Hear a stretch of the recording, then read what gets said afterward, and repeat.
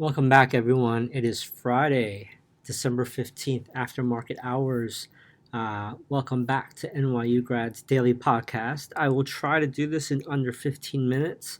Lots to cover today, but I'm going to be calling this flip flop because after a very strong FOMC day on Thursday and basically the world declaring that the Fed has pivoted, we are now seeing a flip flop from folks like the New York Fed President, John Williams, who went on CNBC Friday morning and was basically saying we are not talking about rate cuts. So who's lying? They're all talking out of both sides of their mouth.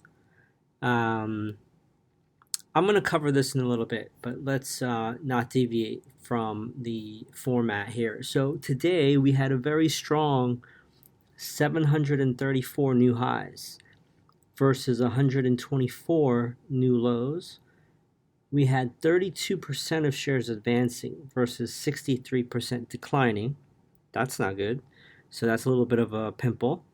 We still have a very respectable 21% under the 50-day or 34% under the 200-day. When I take a look at the tape and how prices acted with the indices, the Dow actually opened down, and we barely got above yesterday's close during the lunchtime algo fest. Around 1:30-ish, it sold off. The Nasdaq opened above the previous close and was bullish all the way until about lunchtime, right after lunch, New York, and then sold off. And the S&P opened down just like the Dow. It tried to get above yesterday's close through lunch and then sold off after lunch. Now, at the close of the day, all three rallied close to the high. For the Dow, it was the high of the day. The others were trying and didn't get there. When I take a look at some of the Magnificent Seven, Microsoft was up 1.3%. You had NVIDIA up 1.1%, Google up 0.48%, Meta up 0.53%, Amazon up 1.73%, Tesla just about 1%, and Apple was down about 0.25%. Looking at some of the sectors for Friday, oddly enough, the only sector that was truly green was tech. It was up 0.48%. Consumer cyclical was up 0.2%, and everything else was red. I believe this is probably just a take a breather from yesterday's buffet. And people just needed to take a breath and absorb all of the gains from Thursday. So that's the mechanics of what happened on Friday. We only have like 9 sessions left in the year. But I'm going to very rarely give you kind of my opinion. I try to keep my opinion out of it, to be honest, because it doesn't matter. My opinion really doesn't matter. But because the market's not going to act on my opinion, right? I am along for the ride. But looking at historical performance, the 2007-2008 Great Financial Crisis, some of the action during the COVID crisis, it seems to me that, and one of the main reasons I'm saying this is only 2 weeks ago, Jerome Powell and the Fed were saying, we're not thinking about cutting. We're not even thinking about cutting. We still have to fight inflation. No one believed them. We rallied. And 2 weeks after that, yesterday, Jerome Powell is basically hinting at 3+ rate cuts next year. He showed the dot plot. He might be the most pessimistic of the whole group, but everyone on the dot plot is saying 3+ cuts in 2024. Then Wall Street is roaring higher on Thursday. Everyone's declaring the Fed has pivoted. But then this morning, the New York Fed President John Williams goes on CNBC, and I'll post a clip where he's saying, we're not talking about cutting rates yet. This is too soon. So they can't even get their own shit together. I honestly do believe this has everything to do with end of year. I honestly believe this has everything to do with bonuses of CEOs, fund managers, and everyone that is feeding from this well of higher asset prices. We'll see what happens after the new year, but that is my suspicion here. Everyone who has FOMO are basically chasing this market. I today on the real estate side have received over 8 spammy type emails, all from new home builders like Toll Brothers, Pulte, Lennar, and one real estate agent. Everyone is saying, look, it's time to buy now. We have multiple show home, model homes, fully furnished that you would love to live in. Come look at it. Teaser rates of like 4.99, mortgage rates. You have to buy now before the next bull run in housing prices in the spring. There will be multiple bids. You're not going to have the opportunity again in your lifetime. All of this is going on already. I think this is setting up to be a very big pullback that no one expects, because no one expects it. And all the bonuses that are going to go out at the end of Q1, it'll be euphoric. People on Wall Street, they're going to get another house at North Fork, Long Island. On the West Coast, Silicon Valley executives are going to go buy that dream house at Incline Village at Lake Tahoe. The minions are going to go out and get that Cybertruck or that Ferrari. The doors that go like this, maybe they'll go to the Lamborghini store. But this is going to be a very heavy hangover. And let me tell you why.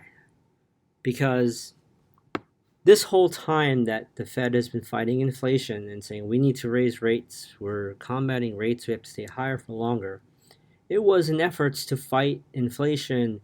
And Jerome Powell kept saying, my hero is Paul Volcker, and he killed inflation. I'm going to do the same. Right? No one could refute this. This was the narrative.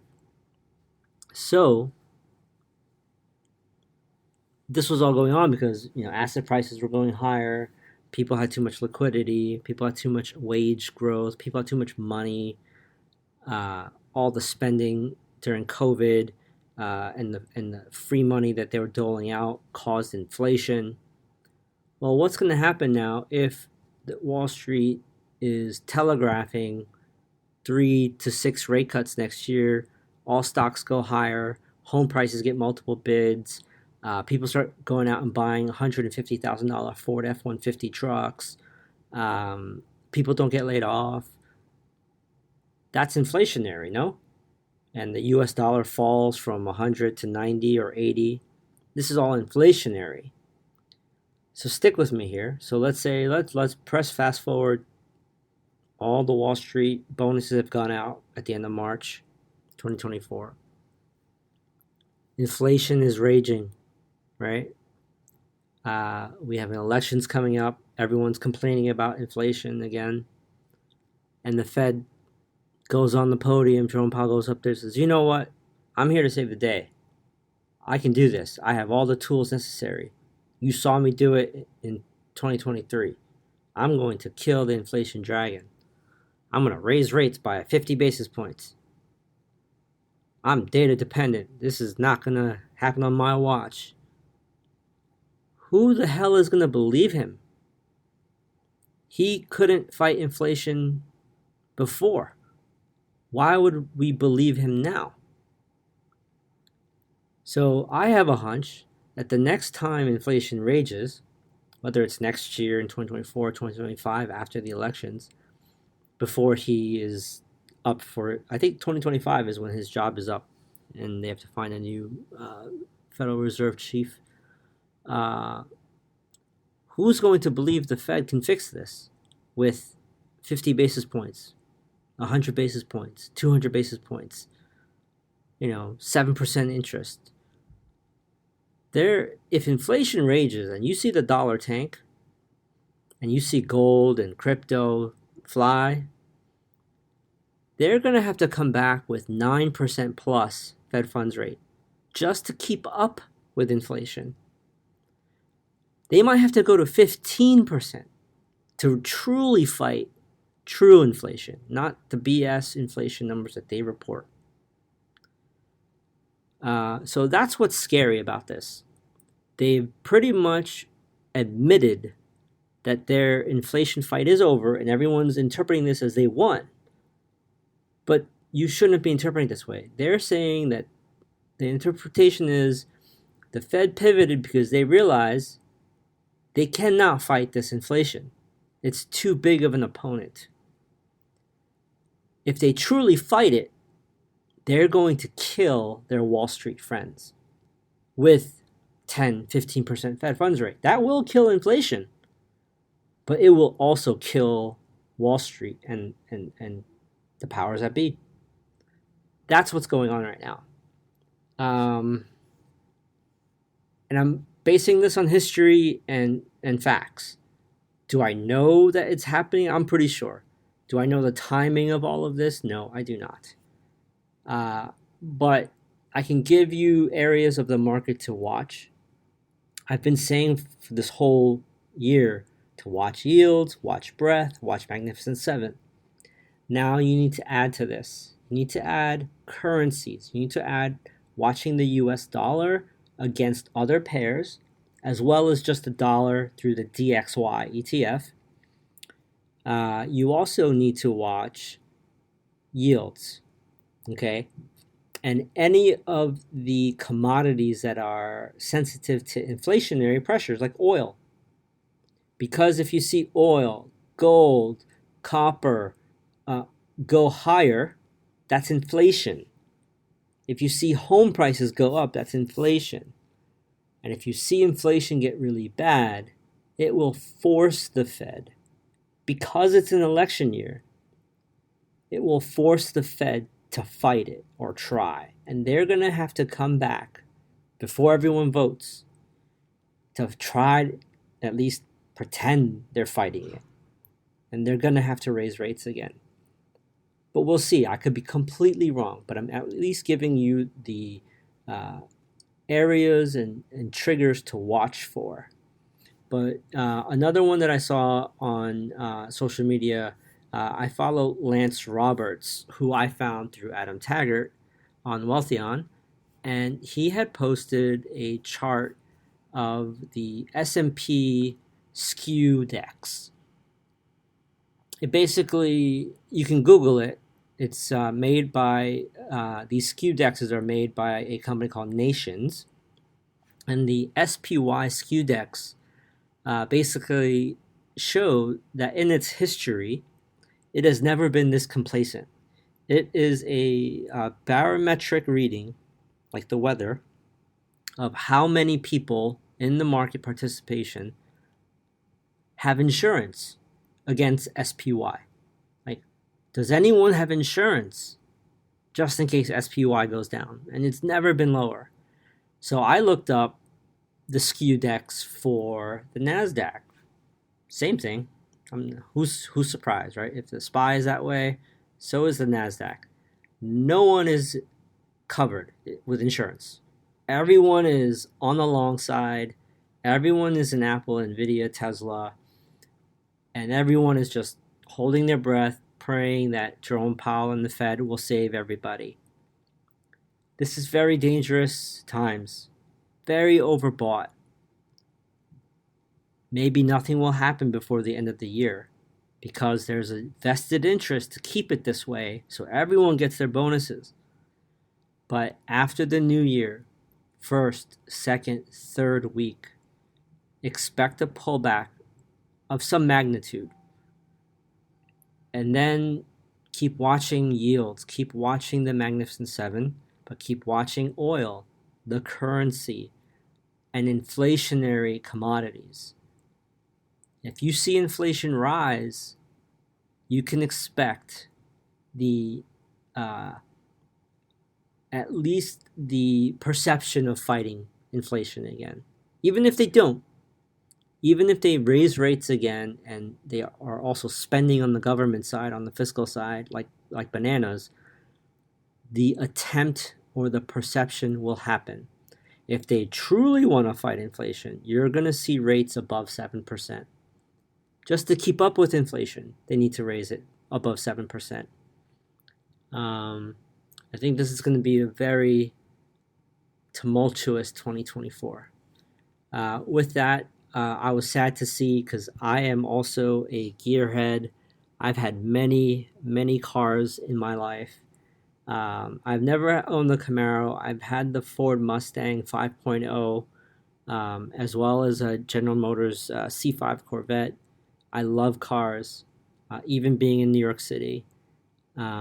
But I saw news that GM is killing off the Camaro. This isn't the first time that this has happened. But sad to see that. All right, that's all I have for today on Friday. I hope you guys have a great weekend. I will see you after we get back after the Monday session. Have a good one. Later.